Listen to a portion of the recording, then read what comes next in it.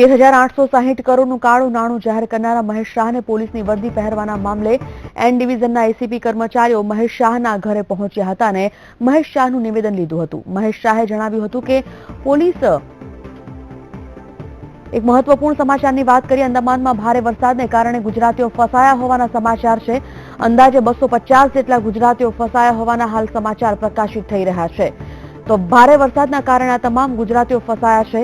ફસાયેલા લોકોને પરત લાવવા અત્યારે નેવીના જહાજો પણ કામે લાગી ચૂક્યા છે. બચાવ કામગીરી પૂરજોશમાં ચાલી રહી છે. ભારે વરસાદ અને વાવાઝોડાને કારણે કુલ 700 જેટલા લોકો ફસાયા હોવાની અત્યારે પ્રાથમિક વિગતો સામે આવી છે. પ્રવાસ અર્થે જુદા જુદા રાજ્યોના લોકો અંદમાનમાં ગયા હતા, જ્યાં ભારે વરસાદ હવામાન બગડવાના કારણે આ તમામ લોકો ફસાયા છે.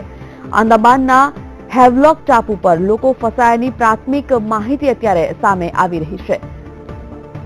તો ભારે વરસાદના કારણે ખરાબ હવામાનના કારણે આ તમામ ગુજરાતીઓ ફસાયા છે. અલગ અલગ રાજ્યોમાં ફરવા માટે ગયા હતા, જ્યાં અંદાજે ગુજરાતીઓની સંખ્યા 250 જેટલી માનવામાં આવી રહી છે અને કુલ 700 જેટલા લોકો ફસાયા છે. ફસાયેલા લોકોને પરત લાવવા માટે અત્યારે નેવીના જહાજો કામે લાગી ગયા છે. આ તમામ લોકોને સુરક્ષિત બહાર લાવવામાં આવે, સુરક્ષિત પરત લાવવામાં આવે તેની જવાબદારી અત્યારે નેવીએ ઉપાડી છે અને નેવીના જહાજો અત્યારે કામે પણ લાગી ગયા છે.